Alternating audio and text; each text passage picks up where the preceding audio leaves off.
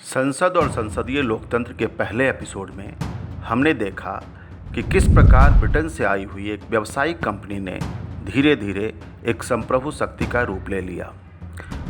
1757 में पलासी की लड़ाई ने कंपनी को न केवल एक सैन्य शक्ति के रूप में स्थापित कर दिया, बल्कि भारत की भूमि पर ब्रितानी शासन के तौर तरीके भी विकसित होने लगे। 1773 के रेगुलेटिंग एक्ट और बाद के चार्टर एक्ट के माध्यम से ब्रितानी संसद एक ऐसी भूमि और वहाँ के लोगों पर संप्रभुता का प्रयोग कर रही थी जहाँ का संप्रभु उसने स्वयं को सीधे सीधे अभी तक घोषित भी नहीं किया था। 1833 में लॉ मेंबर के आ जाने से भारत में गवर्नर जनरल की काउंसिल के विधायी कार्यों का संरचनात्मक विकास प्रारंभ हो गया और फिर 1857 के स्वतंत्रता संग्राम ने कंपनी के छद्म आवरण को हमेशा हमेशा के लिए मिटा दिया। आज के इस एपिसोड में हमारे विशेषज्ञ पैनलिस्ट श्री चक्षु राय और श्री साकेत तिवारी 1857 के बाद काउंसिल व्यवस्था में कौन कौन से नए आयाम जुड़े, इस विषय पर बात करेंगे।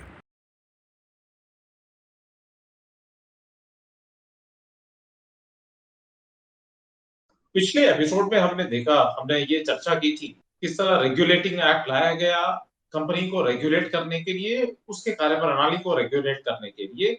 जब ब्रिटिश गवर्नमेंट ने ये रियलाइज किया कि अब ये एक बिल्कुल एक व्यापारिक संस्था नहीं रह गई है, फिर उसमें संशोधन किए गए। बाद में कंपनी ब्रिटिश साम्राज्य अपने नुमाइंदे भेजने लगे यहाँ पे। इन सब कड़ी में म्यूटिनी शायद सबसे पहला साक्षात विद्रोह का सबसे साक्षात रूप पहला वो म्यूटनी रही थी।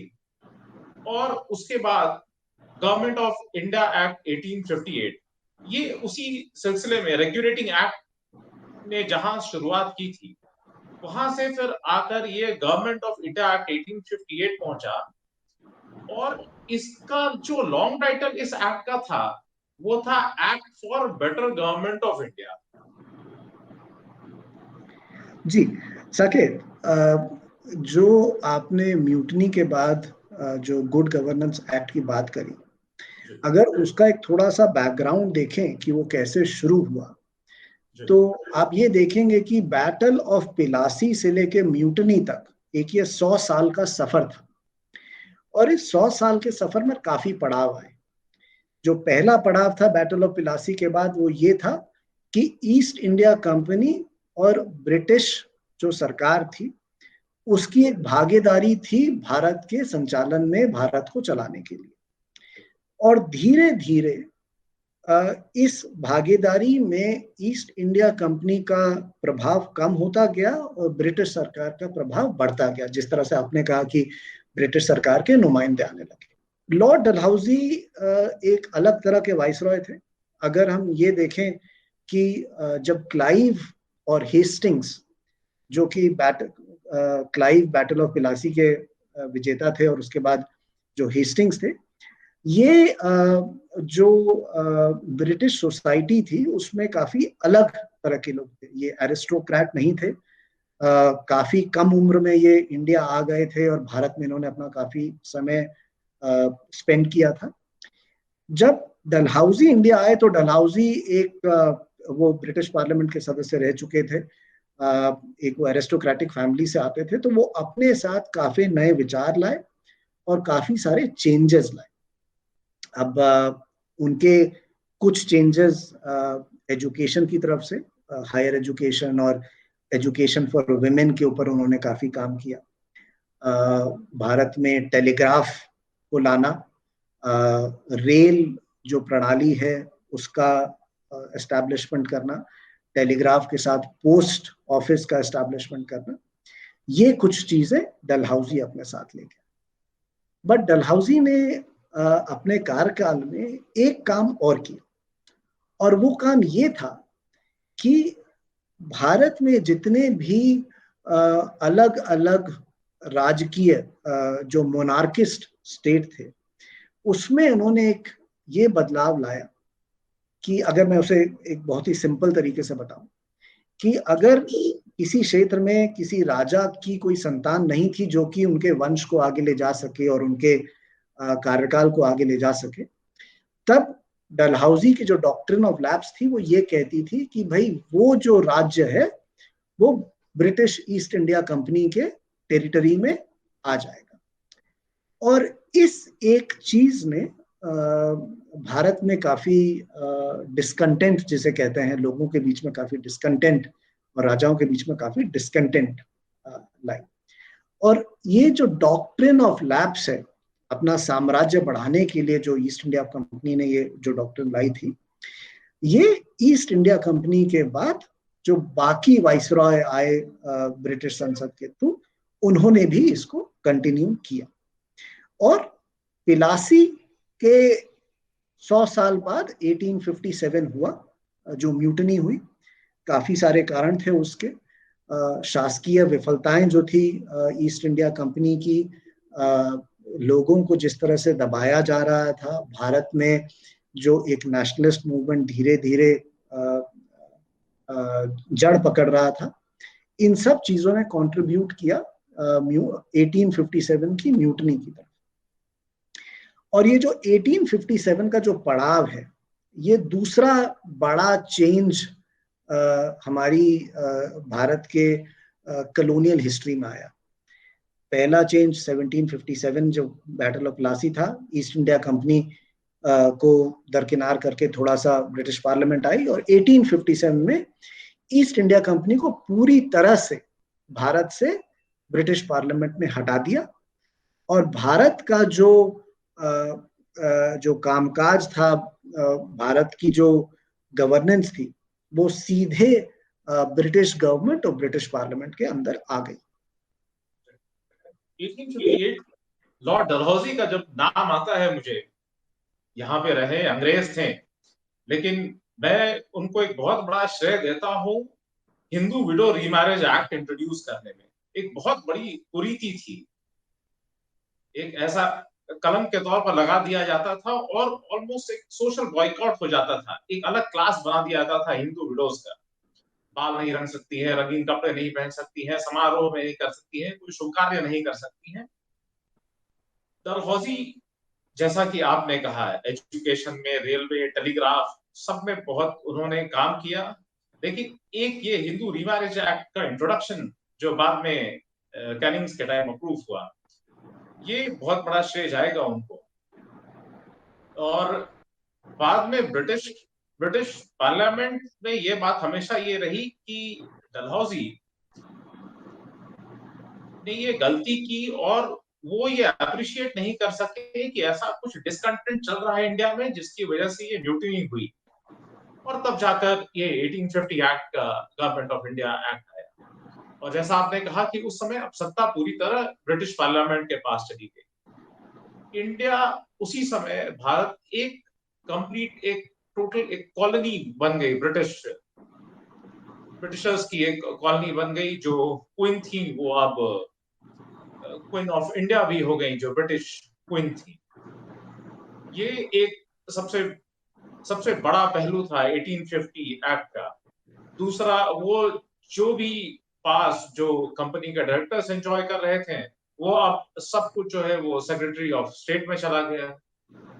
इस सिलसिले में जो सेक्रेटरी ऑफ स्टेट जो थे यहाँ पे, उनके बारे में, उनका इंट्रोडक्शन, किस तरह वो पावर को डेलीगेट किया गया, उनके बारे में आपकी क्या राय थी?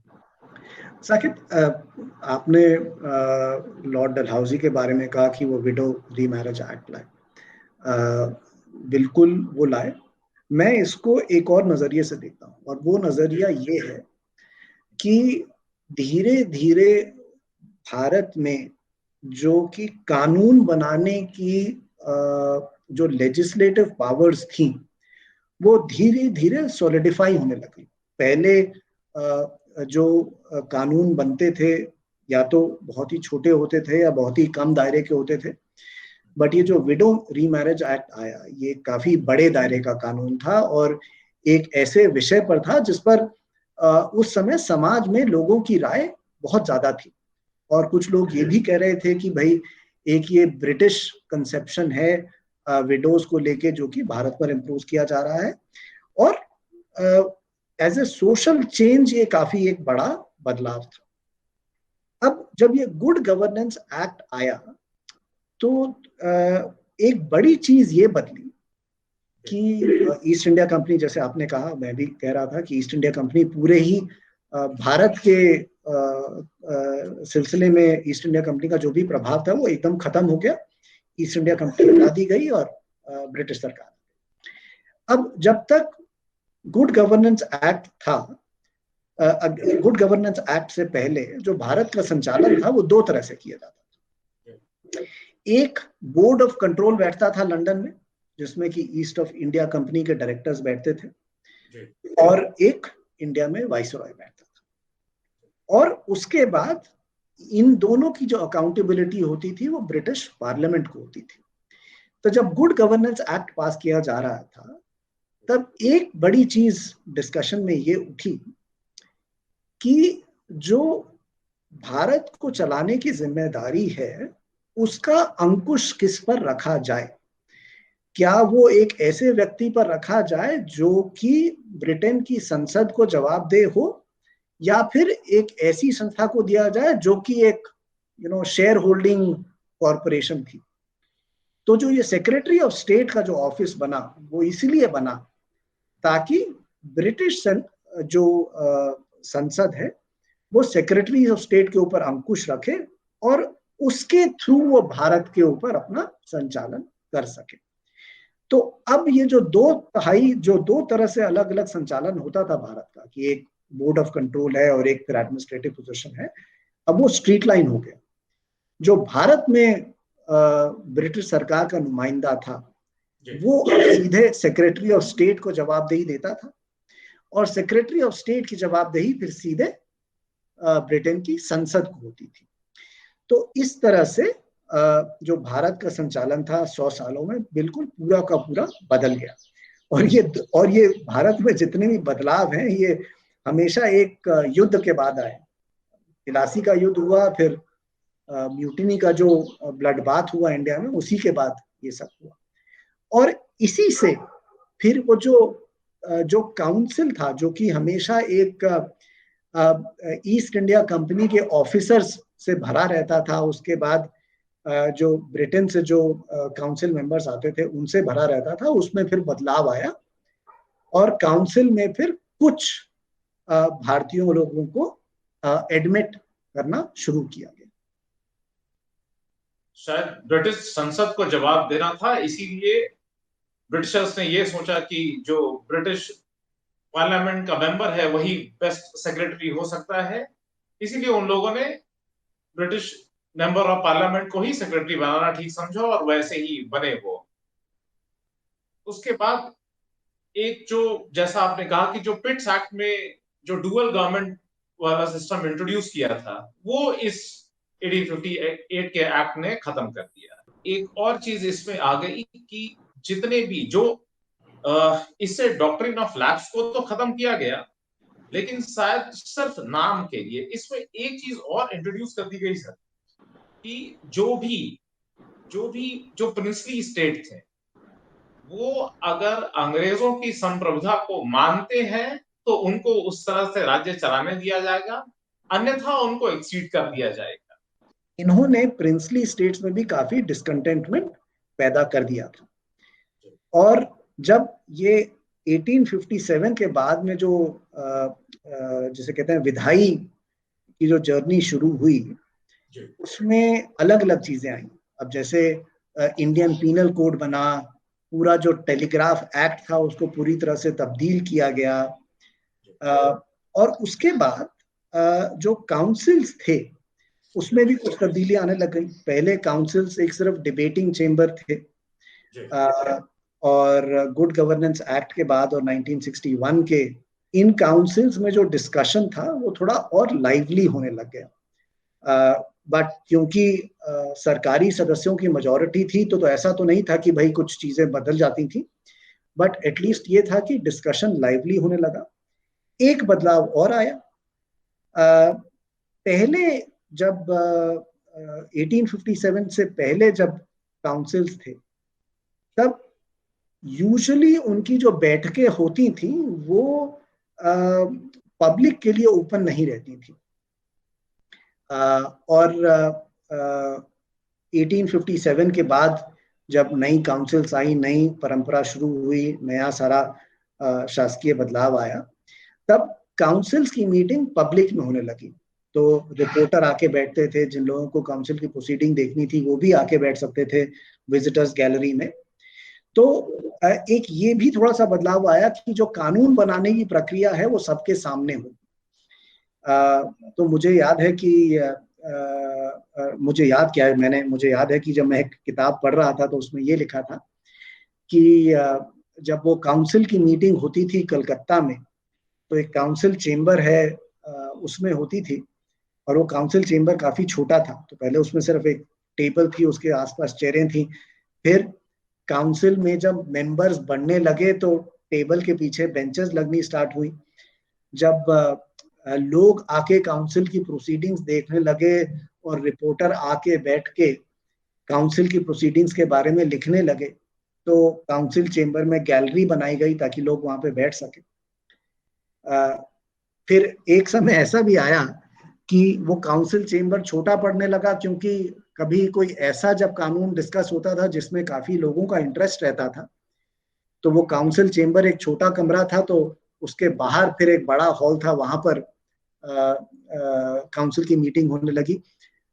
मुझे याद है एक कानून था जिसमें कि ये कहा गया था कि जो ब्रिटिश नागरिक हैं, जो ब्रिटिश सब्जेक्ट्स हैं और यूरोपियन सब्जेक्ट्स हैं, उनको भी क्रिमिनल जो जूरिस्प्रूडेंस है उसके अंदर लाया जाएगा। तो जब वो बिल पास हो रहा था तो उसमें इतने लोगों का इंटरेस्ट था कि काउंसिल चेंबर से निकल के काउंसिल की जो मीटिंग थी एक बड़े हॉल में हुई, जो कि पहले फ्लोर पे था गवर्नर हाउस के कलकत्ता में। और धीरे धीरे ये बदलाव हमें 1909 तक ले गए। अब पहले जो बदलाव थे वो सिर्फ ये थे कि भाई काउंसिल का पावर बदला, काउंसिल के मेंबर बदले, एक जिसे कहते हैं कि कैबिनेट फॉर्म ऑफ गवर्नमेंट धीरे धीरे इंडिया में आने लगा, कि लोगों का अलग अलग पोर्टफोलियो था, तो एक फाइनेंस मेंबर हो गया, एक कोई होम मेंबर हो गया। बट एक बदलाव जो अब तक नहीं आया था वो ये था कि इन काउंसिल में जो लोग आ रहे थे ये इलेक्टेड आ रहे थे कि अनइलेक्टेड आ रहे थे। तो जो अगला जो बदलाव था वो था मॉर्ले मिंटो रिफॉर्म्स, जिसके बारे में साकेत आप तो थोड़ा हमें बताएंगे। बट ये मॉर्ले मिंटो रिफॉर्म अगला बड़ा कदम था भारत को एक लेजिस्लेचर की तरफ और एक पूर्णतः लेजिस्लेचर की तरफ ले जाने के लिए। श्रृंखला बनी रहे और दर्शकों को एक पूरा एक दृश्य मिले, इसलिए मॉर्ले मिंटो रिफॉर्म से पहले शायद इस पे एक परिचर्चा, छोटा सा एक इंट्रोडक्शन करने, इंडियन काउंसिल्स एक्ट 1861 जिसके बारे में हम बात कर रहे थे जी। तो हम लोगों ने नाम लिया नहीं, लेकिन चर्चा उसी के बारे में हो रही थी। जो सर आपने अभी कहा वो सब इंडियन काउंसिल्स एक्ट 1861 में आया।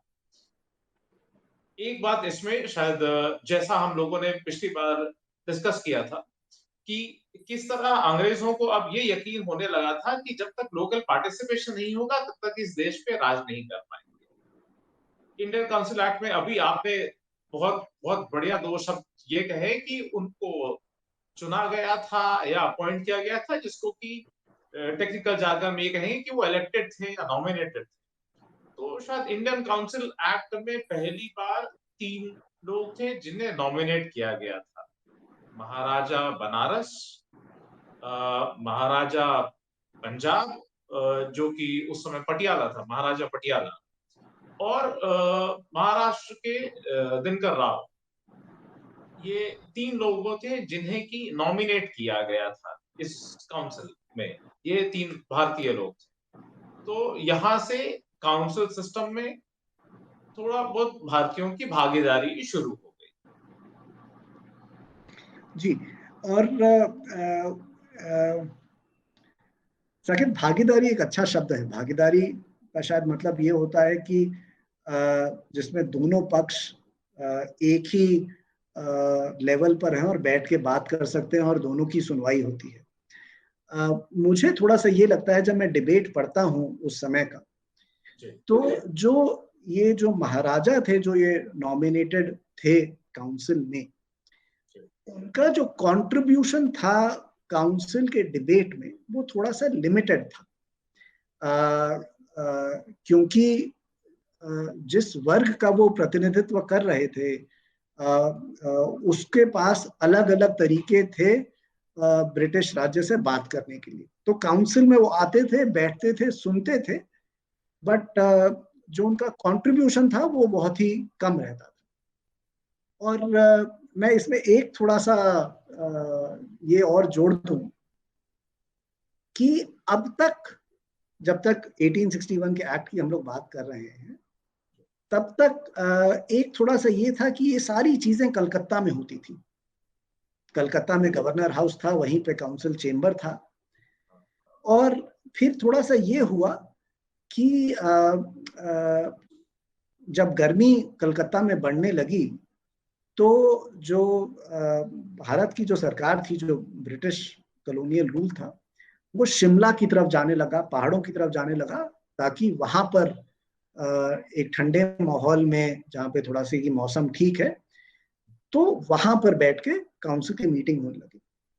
तो फिर एक शिमला में भी गवर्नर हाउस बना, वहां पर भी एक काउंसिल चेंबर बना।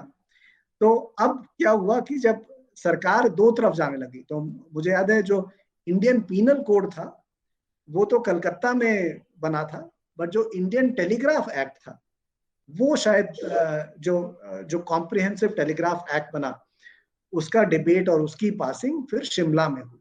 तो इस तरह से सरकार कुछ सर्दियों के महीनों में कलकत्ता में और गर्मियों के महीनों में शिमला में जाने लगी। और ये हमने फिर कुछ 2-3 जगह देखा है कि काउंसिल चेंबर्स अलग अलग जगह पे होने लगे। तो जैसे महाराष्ट्र में नागपुर में भी काउंसिल चेंबर है। जम्मू एंड कश्मीर में स्वतंत्रता के बाद अगर हम देखें तो समर जो था वो श्रीनगर में होता था, विंटर था जो जम्मू में होता था। तो ये भी एक, अगर हम लेजिस्लेचर के पर्सपेक्टिव से देखें तो एक अलग बिल्डिंग का बनना शिमला में जरूरी हो गया, क्योंकि गवर्नर अब वहां पे आता था और उसको काउंसिल की मीटिंग करनी थी, तो वो भी वहां पर होती थी। इस ऑर्डिनेंस में वैसे तो कहने के लिए काउंसिल व्यवस्था स्थापित कर दी गई, काउंसिल बनेगा, डिस्कशन होंगे, लेकिन एक चीज देखने वाली है कि ब्रिटिश पार्लियामेंट ने अपना कंट्रोल बिल्कुल नहीं छोड़ा। काउंसिल आएगी, विधायिका का काम वो करेगी, कानून बनाएगी, लेकिन 3 चीजें जो इस एक्ट में थी। पहला ये कि वाइसराय जब चाहे काउंसिल के डिसीजन और उसके बनाए कानून को ओवररूल कर सकते थे। उसके बाद गवर्नर जनरल के पास इन्होंने ऑर्डिनेंस बनाने का पावर दे दिया कि जब भी अगर कोई ऐसी स्थिति आए जहां उसे ये लगे कि काउंसिल में शायद सहमति से ये कानून ना बने, तो वो एक ऑर्डिनेंस बना सकता है। और ब्रिटिश पार्लियामेंट तब भी सर्वे सर्वा रही कि कुछ भी कर सकती है, वो काउंसिल के द्वारा बनाए गए किसी भी कानून को डिसॉल्व कर सकती है, अमेंड कर सकती है, उन काउंसिल से इतर जाकर उसके बिल्कुल ऑपोजिट जाकर कोई दूसरा कानून या निर्णय ले सकती है। तो वो जो ट्रांसफॉर्मेशन, जहां की कंप्लीट जो 1850 एक्ट के अंदर जो बिल्कुल क्वीन के पास, ब्रिटिश क्वीन के पास चला गया, वो यहाँ पे कानून बनाने वाले स्फीयर में भी कंटिन्यू रहा। बिल्कुल काउंसिल होते हुए भी कंट्रोल सिर्फ वही था। इसीलिए शायद आपकी ये बात भी इसीलिए सही है कि सब कुछ थोड़ा बहुत दिखावे का था। वो भागीदारी भारतीयों वो भी दिखावे की, काउंसिल की जो ये व्यवस्था था ये भी दिखावे की, अल्टीमेट कंट्रोल ब्रिटिश पार्लियामेंट के पास ही रहा। जी साकिब, देखिए जो मंशा थी, जिस मंशा से ये 1861 का एक्ट आया था, वो मंशा ये नहीं थी कि उस समय जो पॉलिटिक्स थी ब्रिटेन में, वो मंशा ये थी कि भाई ठीक है, ईस्ट इंडिया कंपनी से आप कंट्रोल ले लें और उसके बाद ब्रिटिश गवर्नमेंट वो कंट्रोल दे दें। बट वो कंट्रोल वो भारत में नहीं छोड़ना चाहते थे। ठीक है, ये आप हम इसे दिखावा कह सकते हैं, झलासा कह सकते हैं, हम ये इसे कह सकते हैं कि भाई ठीक है, ये सिर्फ बहलाने के लिए एक व्यवस्था बनाई गई कि ठीक है आपके पास बोलने की शक्ति है, आप अपनी बात रख सकते हैं, बट ओवर रूलिंग जो पावर थी वो तो थी, अलग से ऑर्डिनेंस का जो कानून बनाने की पावर थी वो भी थी। और शायद इसी वजह से भारत में ये जो एक फीलिंग थी कि भाई भारतीय आवाज लोगों का जो सोचना है और लोगों जो जो कहना चाहते हैं उसको किस तरह से रिप्रेजेंट किया जाए, शायद वही एक उसी भावना से वो नेशनलिस्ट मूवमेंट थोड़ा सा आगे बढ़ा कि काउंसिल्स में भारतीयों की आवाज कैसे आएगी, उनका रिप्रेजेंटेशन कैसे आएगा। और इसमें फिर दो चीजें हुई, एक भारत में जो दबाव बढ़ना शुरू हुआ वो तो हुआ ही हुआ, दूसरी जो चीज हुई वो ये हुई कि मेरे ख्याल से 1905 या 1906 में जब ब्रिटेन में चुनाव हुए तो वहां पे सरकार बदली और वहां पर फिर एक लिबरल सरकार आई। और उस लिबरल सरकार का ये मानना था कि जो ब्रिटेन की जो सबसे अच्छी चीज है वो है पार्लियामेंट्री फॉर्म ऑफ गवर्नमेंट, और वो भारत में दे सकते हैं। तो उस भारत का जो दबाव था वो, और भारत में जो नेशनलिस्ट मूवमेंट था वो, और जो चुनावी बदलाव ब्रिटेन में आया और जिसमें एक लिबरल गवर्नमेंट आई जिसने ये सोचा कि भाई भारत में एक parliamentary full fledged parliamentary form of government आ सकता है, वो फिर हमें मॉर्ले मिंटो रिफॉर्म्स की तरफ लेके गया। और वैसे भारतीयों को काउंसिल में जगह मिली, लेकिन 1851 एक्ट में भी कोई ऐसा स्टैट्यूटरी प्रोविजन कभी नहीं बना जिससे कि ये अधिकार हो जाए भारतीयों का कि वो काउंसिल में हमेशा हिस्सा पाए। इसीलिए उनको सिर्फ नॉमिनेट किया गया और कोई भी स्टैट्यूटरी वैधानिक प्रोविजन नहीं बनाया गया जिसके तहत वो as a matter of right इसको क्लेम कर सके। अगर नहीं भी चुना जाता उनको तो भी उनके पास कोई प्रोविजन नहीं था उस राइट को एनफोर्स करने का। तो जहां हमने शुरू की थी कि म्यूटिनी ने शायद अंग्रेजी शासन को ये यकीन दिला दिया था कि अब सिर्फ बल पर भारत पे शासन नहीं किया जा सकता है, इनको किसी न किसी तरीके से ये एहसास कराना होगा कि भारतीयों की भी कुछ सहभागिता, कुछ भागीदारी है। और इसी क्रम में ये इंडियन काउंसिल्स एक्ट लाया गया। एक और चीज इंडियन काउंसिल्स एक्ट 1861 में ये थी कि और छोटे लेजिस्लेटिव काउंसिल्स रीजन में बनाए जा सकते थे,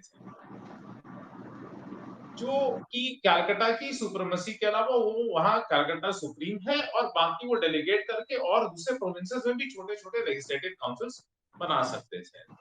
ये भी शायद ये पहल भी इसी के लिए की गई हो कि ये छोटे लेजिस्लेटिव काउंसिल्स भी शायद सतही तौर पर ही सही लेकिन जन भागीदारी को थोड़ा दिखा सके।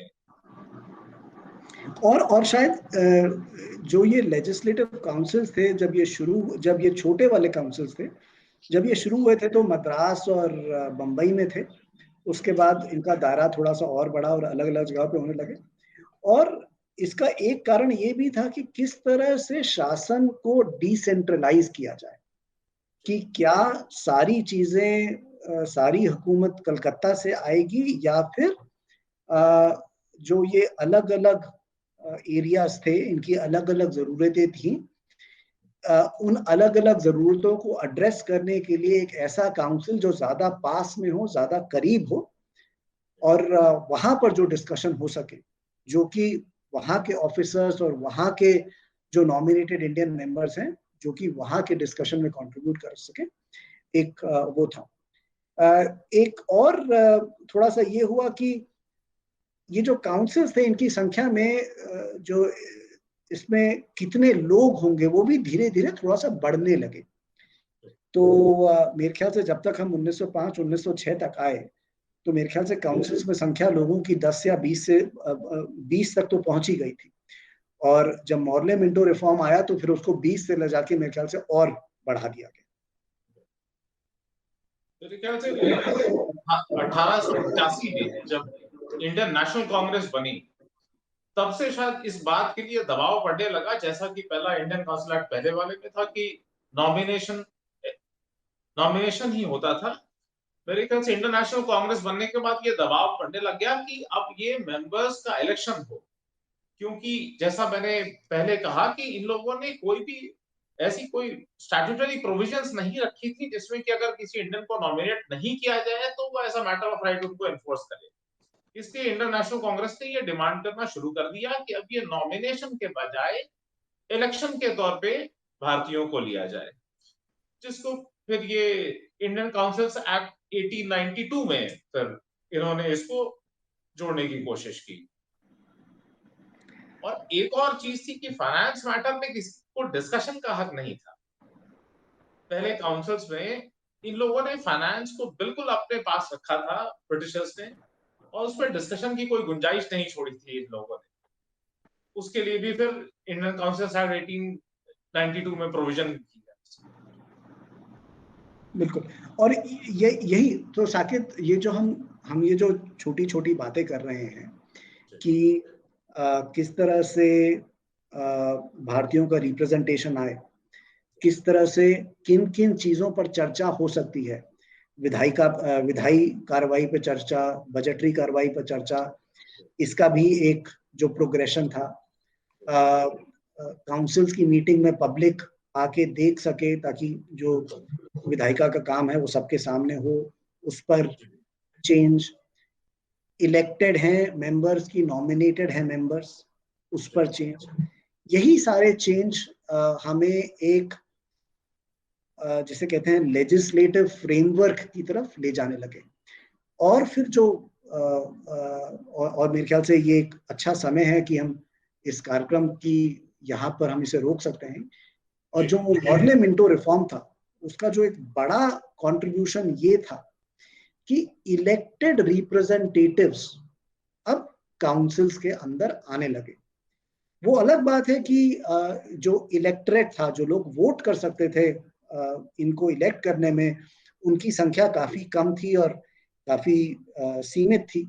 मेरे ख्याल से कुछ एजुकेशन के बेसिस पे था, कॉमर्स के बेसिस पे था।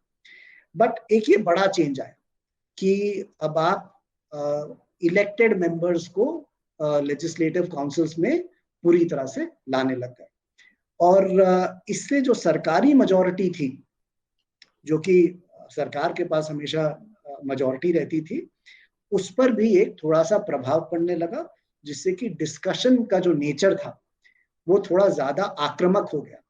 पहले जब सिर्फ नॉमिनेटेड मेंबर्स रहते थे तो काउंसिल के अंदर जो डिस्कशन होता था वो काफी हो सकता है शायद सिर्फ सरकार की वाहवाही के उस पे होता था। बट जब इंडियन मेंबर्स इलेक्ट होकर आने लगे तो सरकार के ऊपर काफी ज्यादा आक्रामक तरीके से भाषणबाजी होने लगी और लोगों का कंट्रीब्यूशन होने लगा। अगले एपिसोड में सर किस तरह से ये काउंसिल्स बने, नॉमिनेशंस भारतीयों की बढ़ी और मॉर्ले मिंटो रिफॉर्म्स, इसके साथ आग्रह करूंगा अगले एपिसोड में आप फिर हमारे साथ जुड़े और इस डिस्कशन को फिर आगे बढ़ाएंगे। धन्यवाद साकेत, मैं बिल्कुल जुड़ूंगा और अगला डिस्कशन मेरे ख्याल से काफी ज्यादा अच्छा रहेगा, क्योंकि हम मॉर्ले मिंटो और मॉन्टेगू चेम्सफोर्ड रिफॉर्म्स के बारे में बात करेंगे, जो कि हमें हमारे जो लेजिस्लेटिव जर्नी है भारत की, हमें उस जहाँ पे ले जाएंगे जहाँ पे वो लेजिस्लेटिव जर्नी और मैच्योर हो जाएगी इंडिपेंडेंस से पहले। आपको वापस धन्यवाद करता हूं और उम्मीद करता हूं फिर अगले एपिसोड में इस तरह की उपयोगी चर्चा हम आगे बढ़ाएंगे। धन्यवाद सर।